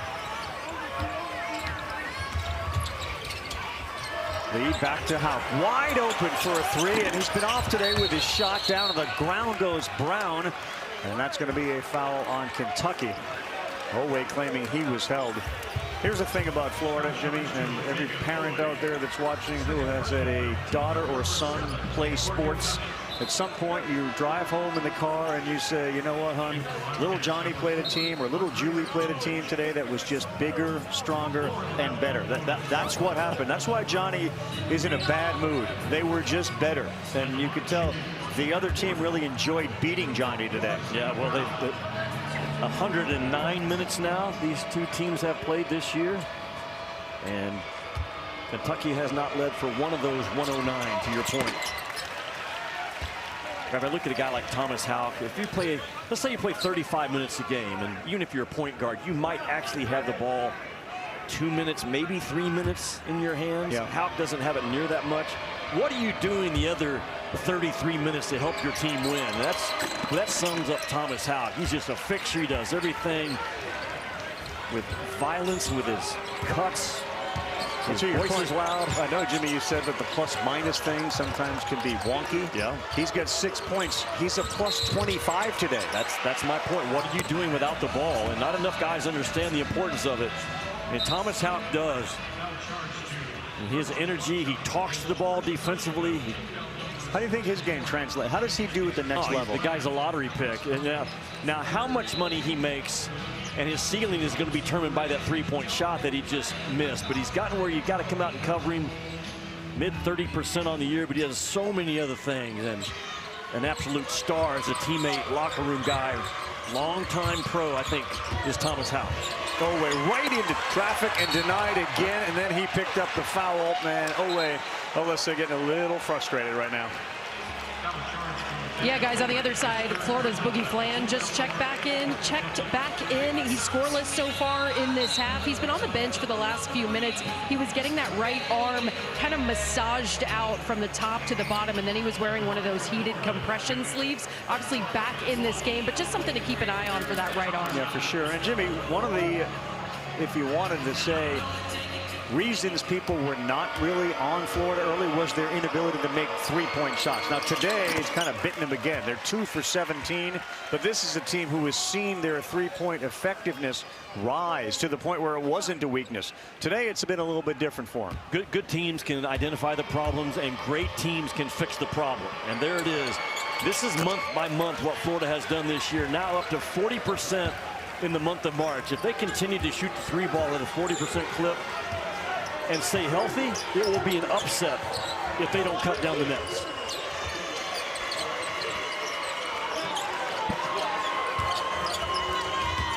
And Moreno, that's a shot there that he's going to work on as well. Freshman trying to pull up from about 12 feet. Jelavic is there underneath. Can they get a run going here with about 10 minutes to go, down by 14, and get Big Blue Nation in this building back into it? Yeah, can he keep it maybe to single digits at the 8-minute media timeout?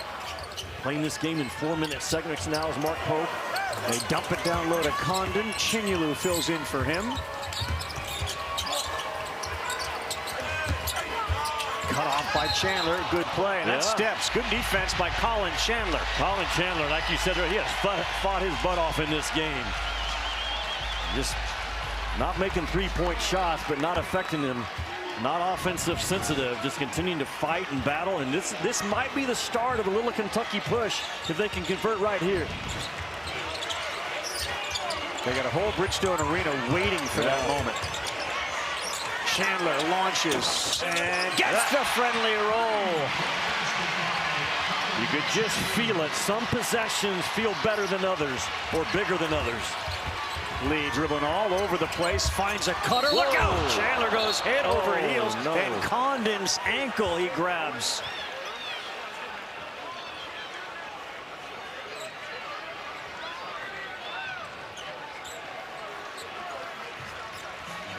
That's a good sign, because he went right for his lower right leg.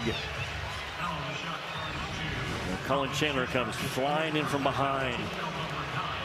Just gets caught in a horrible situation. Lucky for him, he actually landed on Condon's leg a little bit to help soften the fall. But similar to the Ament injury, that right leg, right it's on in an awkward position.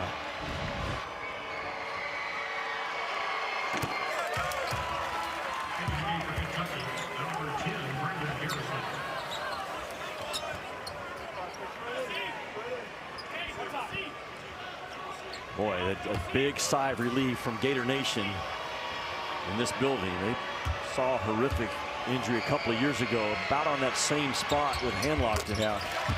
That's a good sign. And Condon is okay. It's a great sign. Yeah, it's huge.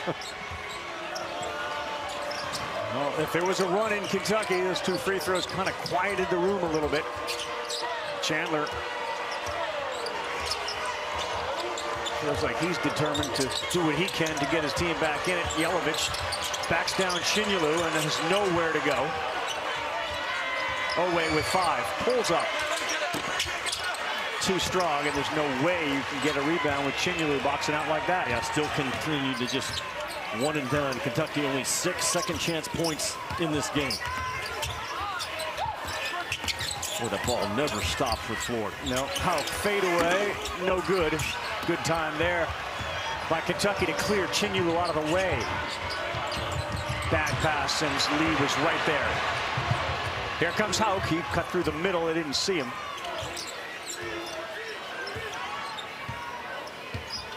This is their horn series. They can dive out of it. They can go to zoom action out of it, which they go to right now, getting Hauk downhill trying. That's out of bounds off flank. Good hands, Denzel. Aberdeen, as the defensive intensity ramps up a little bit for a desperate Kentucky team. It's worth saying again, Kentucky's half-court defense has been good enough to hang in this game and keep game pressure on Florida. Now, can they find some offense? He's going to go strong 3. Probably involves, could be Cam Williams in that 3 spot right now. Handlocked him back on the floor for Florida with 4 fouls. Chandler gets a blow here with 8:27 to go.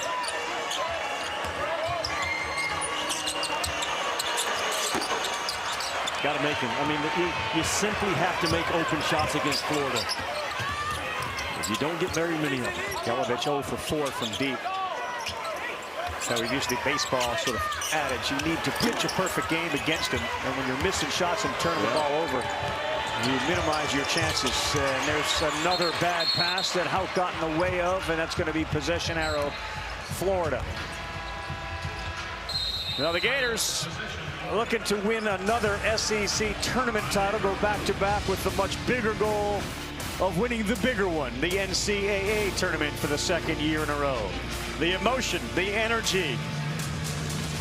It has been all Florida today. They got themselves a 13-point lead with 8 minutes to play.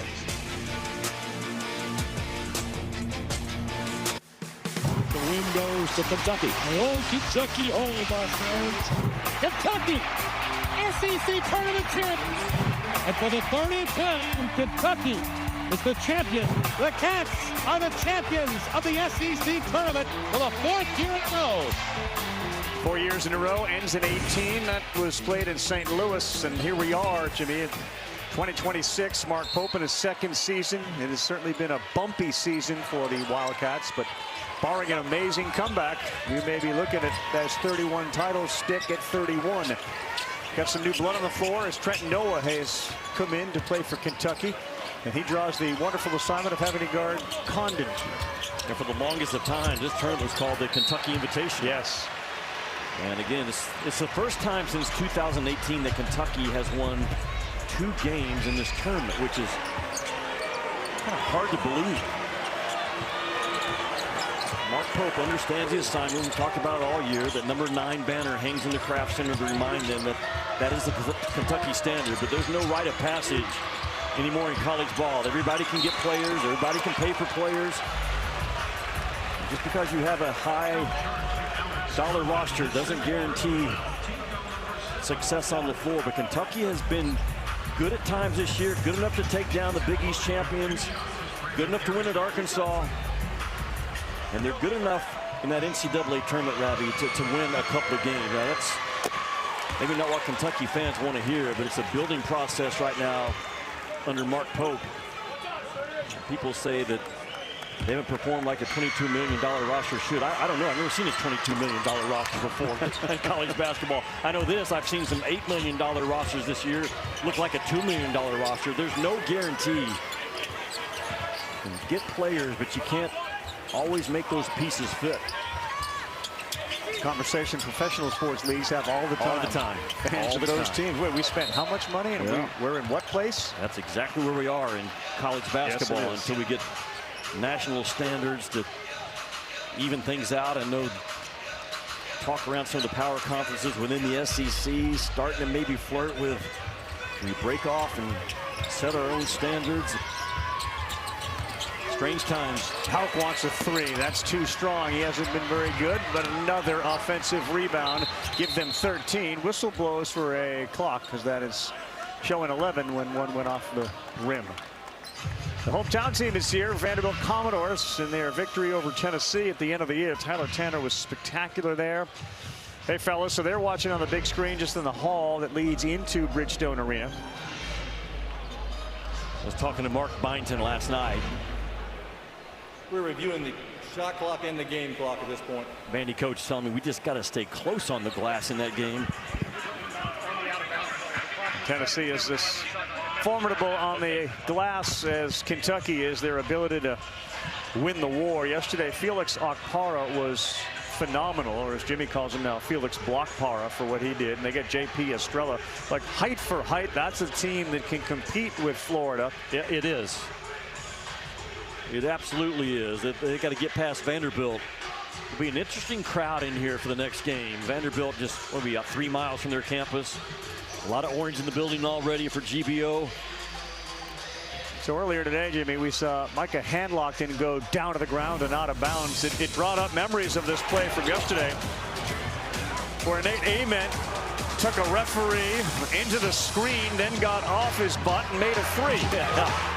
And it ignited Nate Ament and ignited Tennessee. And this play did the same thing in the first half. They are such a competitive bunch of guys talking about Florida.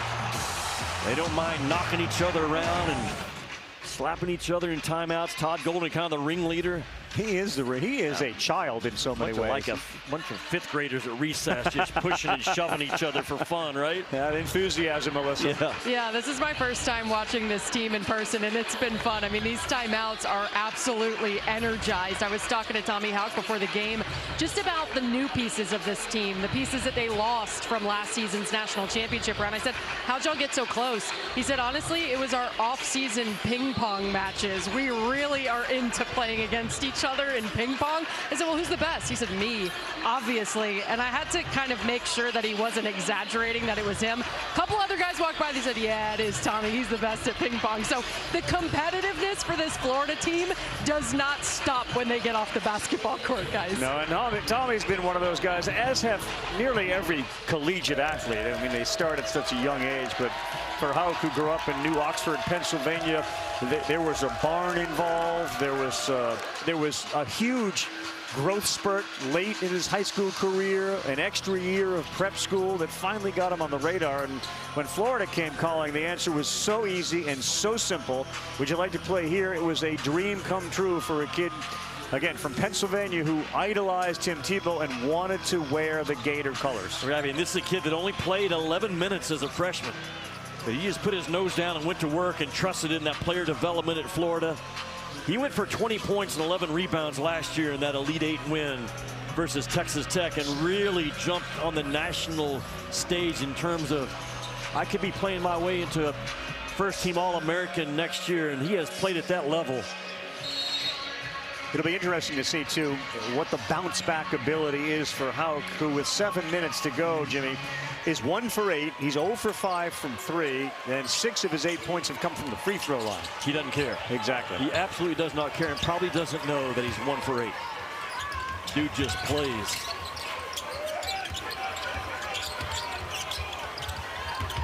Plant one-on-one with the freshman Johnson. Rises, can't make it. Garrison had it and keeps it. It's only a 12-point game. Yeah.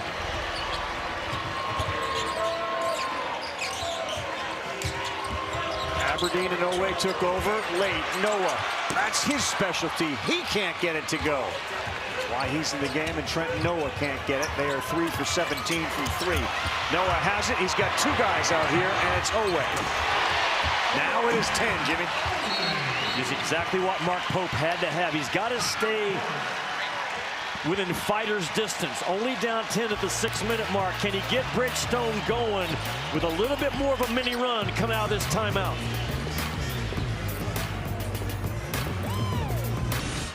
Florida with 15 turnovers in this game, and what it's doing, it's allowing Kentucky to stay in it.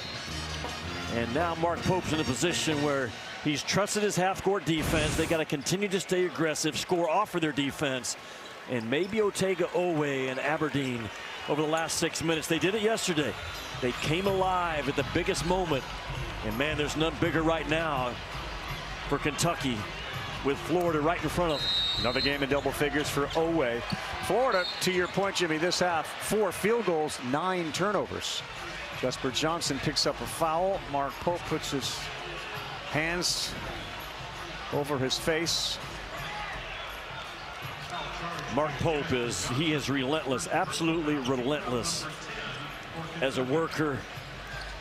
I mean, in year 2, every minute he feels the pressure. He understands the job assignment. No one is more dialed in and trying to get Kentucky Big Blue back where they're supposed to be. I said it earlier. He's heard the hate, felt the heat. Yet here he is in the quarterfinals.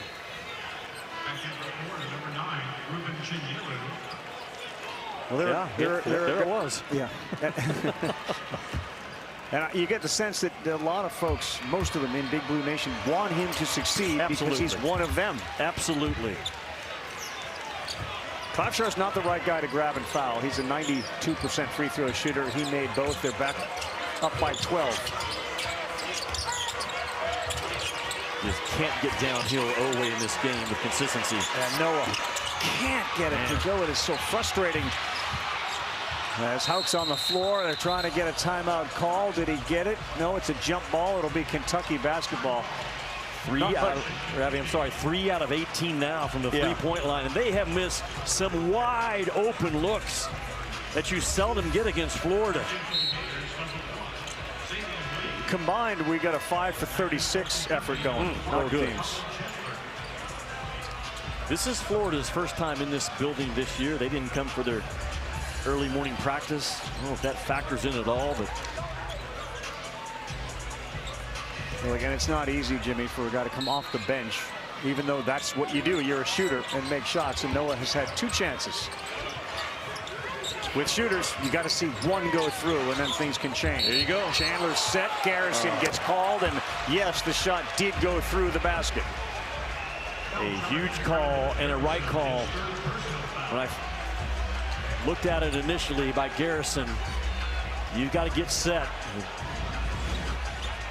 Right there, Garrison. Yeah, he moves right out into the path of Condon. That play gets uncalled more than it gets called. And boy, a big one. That made it a 9-point game. Houck all the way in. Garrison reached in. Houck giving a little bit of his own medicine to Oweh, who loves to start on the left side of the floor and turn to that left shoulder. He is all of 6'9". People don't realize that watching him play because he looks like a guard. How fast he plays, how confident he is with that basketball.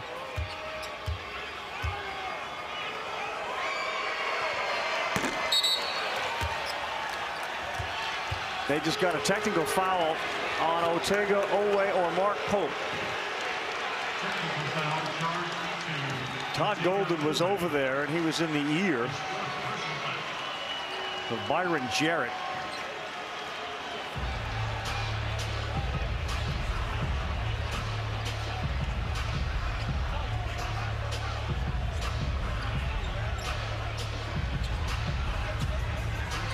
Todd Golden and Mark Pope go back to the days when Golden was out west.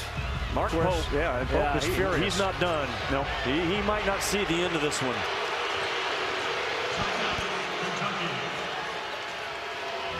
Very descriptive in how he has seen the last few calls.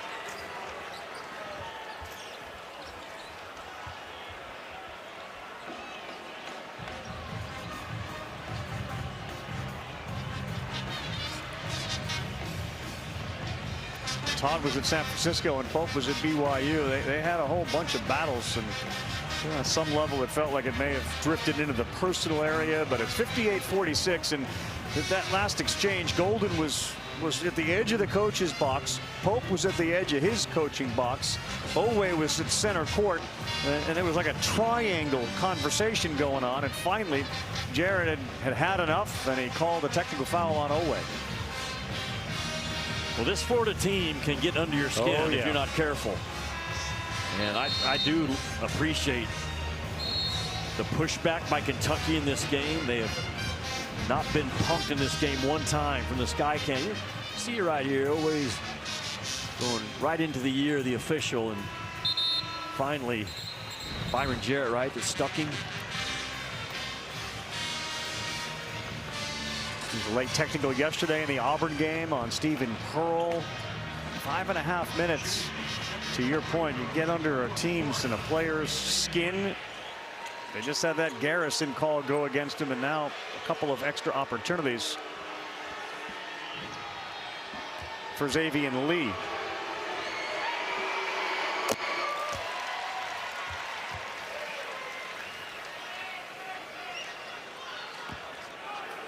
Mark Pope he's not going to let it go. Good job of officials right now, just kind of taking it a little bit. Understand in March, everything gets magnified, the pressure, the voices. Jimmy, Florida has not played particularly well today. They haven't had a field goal in their last 7 minutes and 30 seconds. Kentucky's outscored them by 4. And with so many of those misses, this game could be much closer than it is. 14 points, 5.5 to go. And it was a big call and the right call, and the screen by Garrison. It took away the 3 by Chandler. Aberdeen got Ching in the air, and he will get 2 free throws out of it. If you'd have told Mark Pope that Florida's only going to have 60 points with 5:30 to go before the game, he would have said, I'll take it. Could not afford to this game get in the high 70s or 80s where Florida likes to play. So they've done a good job of choking the game down and limiting the turnovers a little bit in the second half. They just cannot find enough offense, and the second chance points just continue. Only 6 in the game. Florida only allows 8. That is the issue when you play the Florida Gators. And it's go time for Mark Pope. He puts Dioubate back in with 4 fouls and 5:30 to play. Noah goes back to the bench.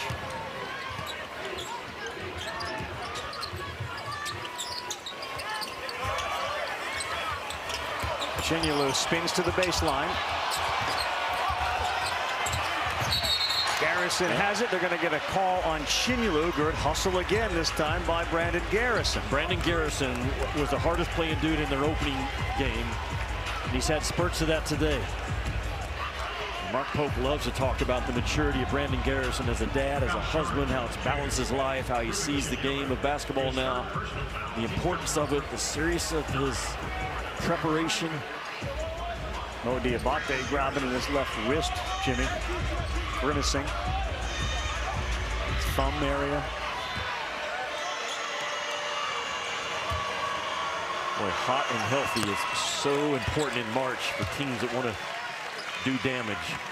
Such a good point. You mentioned during the earlier broadcast that we had Michigan losing one of their backup guards, an important player. Obviously, we touched on Duke and their injury issues. Yeah, BYU, North Carolina. Florida's 8 healthy right now.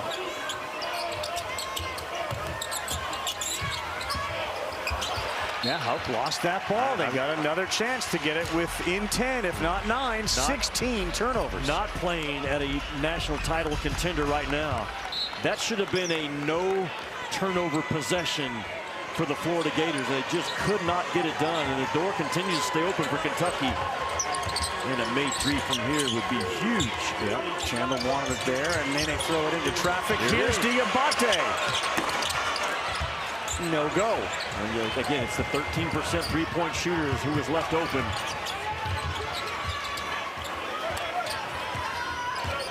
Usually good teams, you give them this many opportunities, it's a lot closer than 12 with 4:30 to go. They have not shot the ball well at all.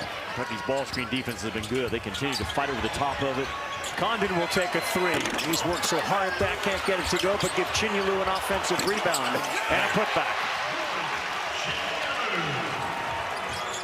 Very similar rebounding percentage numbers to the great Oscar Tshiebwe from Kentucky.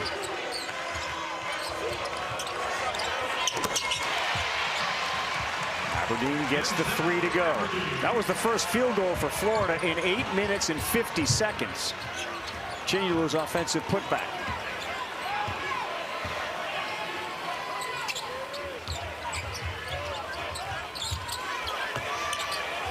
They isolate him against Garrison. No, and Condon, no. Again, no. Chinyalu picks it up. Throws it up. Finally, Garrison, and I should say Dioubate in traffic. Ravi, a huge chip right now. Single digits. Just the entire arena changes when you get to that point. Everybody that's watched this thing knows Kentucky has been given so many lives. Chandler. He will have 3 shots at it after Lee fouled him. Todd Golden hollering initially. Colin Chandler kicked that leg out. But Kentucky's got life right now. Colin Chandler, 3 free throws coming. He will shoot 3 when we come back. Right now, Todd Golden and his staff are looking like they're practicing punts, trying to emphasize that Colin may have kicked his leg out. Exclusive presentation here on ESPN. A college basketball is brought to you by Principal. Let's build a retirement and benefits plan that works for your team. And the officials are looking at it. Moreno. Ravi, the call's not going to change. Did you see the bracket right now? That's it, boy. Big rivalry in the state of Tennessee. Vandy and Tennessee coming up. And Todd Golden and his staff, they were all over it when this happened. Watch Colin Chandler's right leg. That is not a normal shooting motion, even for Colin Chandler. That leg comes kicking out, and that's a swing and a miss by this officiating crew. Benefits Kentucky, but Todd Golden had a legitimate gripe on the missed call. Well, Chandler, an 83% free throw shooter, gets 1. He gets them all, Jimmy. We're down to 8 with 3 minutes to go. No doubt. Florida has allowed Kentucky to stay in this basketball game, and Chandler's got a second. You've talked about his clutch gene. He's the best Kentucky has at the 4-minute mark and less, and late clock. This is how Florida can get knocked out of the NCAA tournament. They are 2 out of 19 from the three-point line in this game. That's an ugly number. Oh, and short, Fland, offensive foul. Heck of a job by Denzel Aberdeen against his former team. And it's getting very interesting here in the last 3 minutes. Their third offensive foul. 8 points. 17 turnovers for Florida in this game. Aberdeen has a whistle. We've seen this before. They go off script and quit running plays. Just let Aberdeen and Oweh start making plays off of ball screens. Well, guys, before Colin Chandler hit those free throws, Kentucky assistants were in the huddle telling the guys it is about to be an 8-point game. You are still in this. Mark Pope emphasizing that every extra effort matters. That was not a Kentucky huddle to me, guys. That looked like they played 3 games in 3 days. This is a very motivated bunch to try to make a run here. Yeah, this is where your adrenaline will take over, and all of the games you played are forgotten about. It's about this one.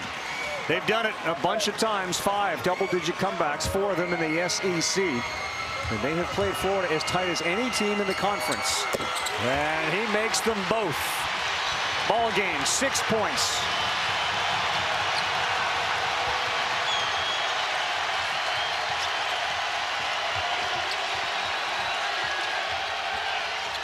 Fland had it knocked away, out of bounds. Big call. It stays with Florida. Boy, Denzel Aberdeen. A one-man press right now on that ball. Making life heck right now for Boogie Flang, Xavier Lee, whoever has it. Playing with that championship chest is how Mark Pope describes it. Looked like maybe off the foot of Oweh. Yeah.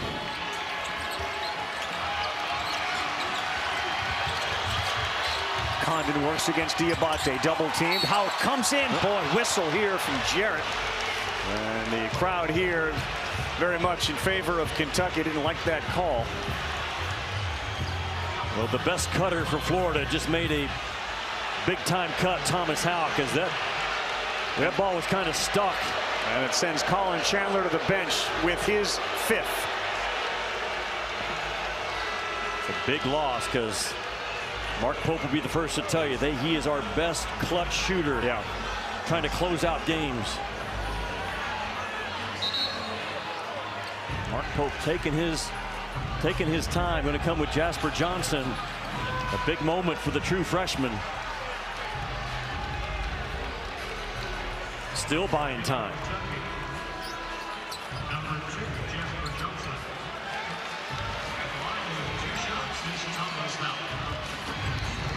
Thomas Houck has not shot well today, with the exception of the free throw line, where he is 7 of 8. He's 1 of 8 from the floor.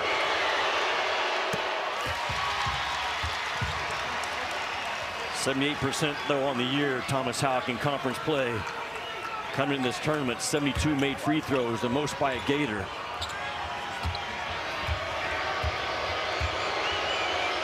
This has been Oweh time for the Kentucky Wildcats, especially on this floor. And yesterday it was Oweh and Aberdeen. Yeah, and it's going to be ball screen time and get Aberdeen and Oweh downhill. Probably with every possession to try to get Kentucky back in this game. Go off script, make plays. Here comes. Dioubate sets that screen. Oweh drives, throws it up. He's met by Chinyalu. Dioubate has it. They still have plenty of time. 10 on the shot clock. Look at Flan deny Denzel Aberdeen that ball. Got Chinyalu up in the air, and Aberdeen lays it up and in. He did it yesterday from a very similar spot at a key time. Man, the game pressure, Kentucky just refusing to go away.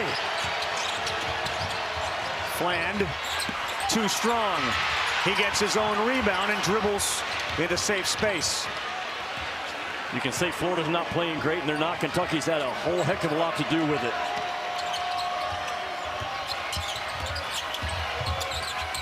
How fade away. Finally gets one to rattle in. Only his 2nd field goal. Down on the ground is Jasper Johnson, Jimmy, underneath the basket to the side near the Florida Gators bench. And he is grabbing at his head as well. Mark Pope doing exactly what I thought he would do in late game situations. He's just going to keep it simple. Ball screen action for Otega, Oweh, and Aberdeen.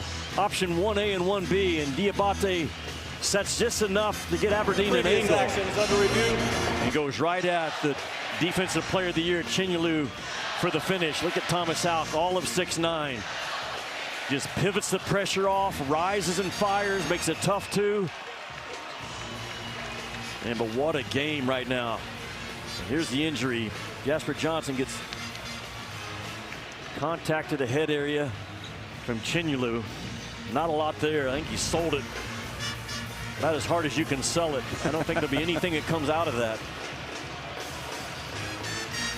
A bit of a delayed reaction as well.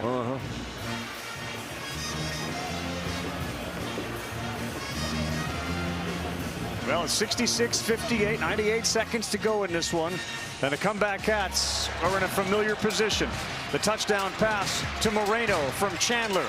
75-74 over LSU. Chandler's involved in a bunch of these plays. The pickoff interception there against Tennessee.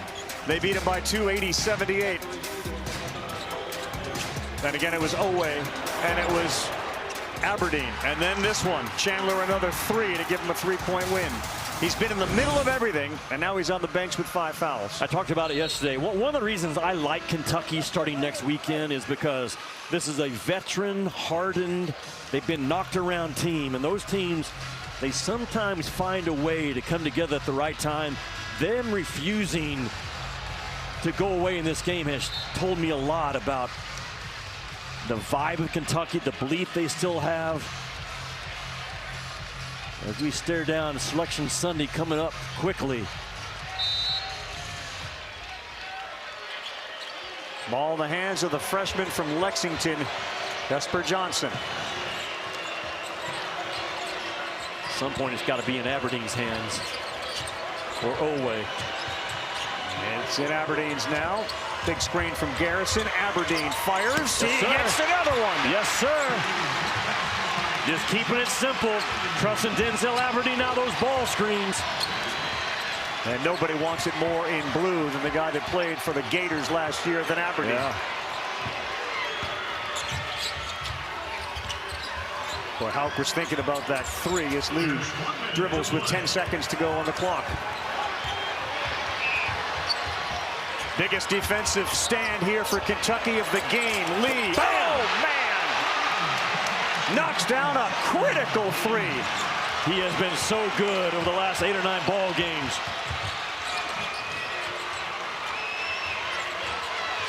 And he takes the ball away from Aberdeen, and that may be enough to seal a win for the Gators. For all the questions that everyone threw at Florida to begin the season, and rightfully so, their guard play, a big question mark.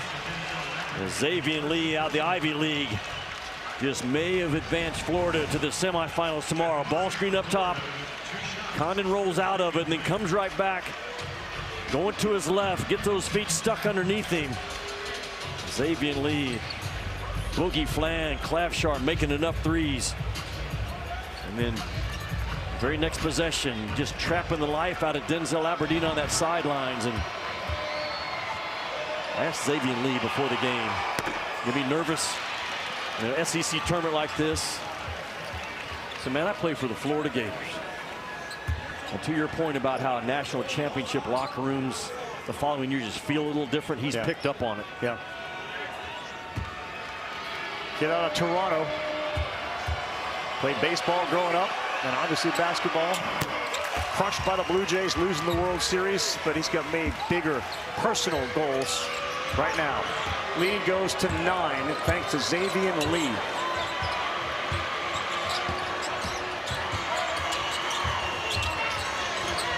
Diobate's got to give it to Johnson. He was thinking about it. Now he puts it up. That won't go. Houck has it, and they will try to just milk the clock. Watch out. Picked off by Johnson.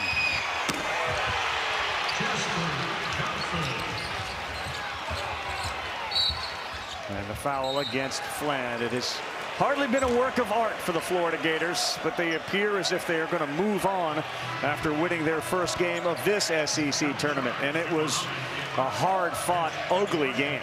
120 minutes they're going to play against Florida this year. They have not led for 1 minute.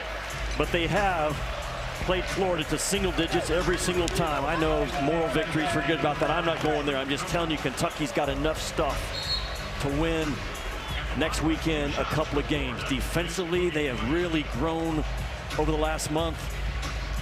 And Oweh and Aberdeen, Colin Chandler, when you got 3 guards like that, they can win you ball games and make them a tough out.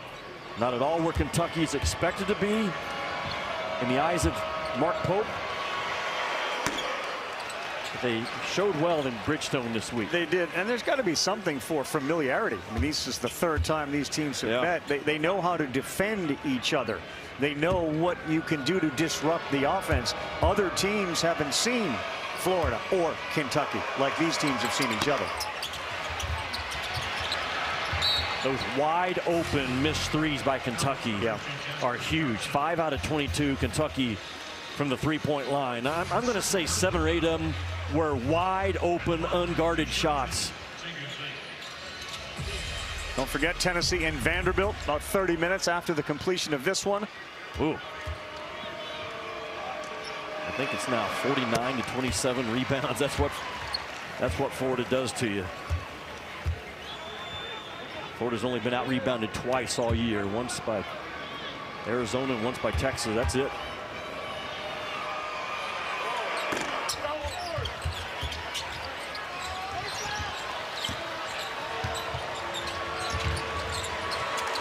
Aberdeen no good, and the clock strikes 0. The Florida Gators 71-63, the victory over the Kentucky Wildcats. As Aberdeen says so long to his good buddies Chandler and Lee from the day he wore the Gator uniform. A hard-fought battle again for Mark Pope's team. They missed too many shots, as Jimmy said. They shoot 35% for the game. 21 of 59 and 5 of 23 from great teams, though, can win tough ball games when they're not at their best. That was Florida today. The 18 turnovers. I know Todd Golden is going to have a lot to say about that. But they did dominate the glass, 50 to 29. They guarded those points off of turnovers. 18 offensive rebounds, 21 to 8 second chance points. And the points in the paint got to be pretty close, 30 to 28 in favor of Florida. But Kentucky's SEC season will come to a close. Chandler valiant in defeat as he fouled out late in the game. Kentucky only 8 second chance points in this game. That's right at the average that Florida only allows. And Condon was so good, especially in the first half, just setting the rules of the game, laying the wood around that rim, defensively and offensively. It's just such a handful with their physicality, their speed. They don't fumble balls much.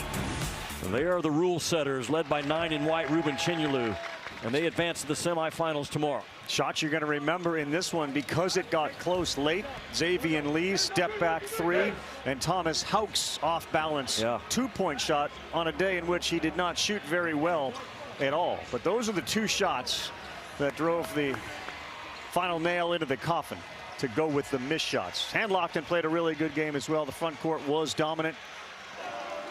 And we're waiting for Alyssa to find Alex Condon. This was the Lee shot, though.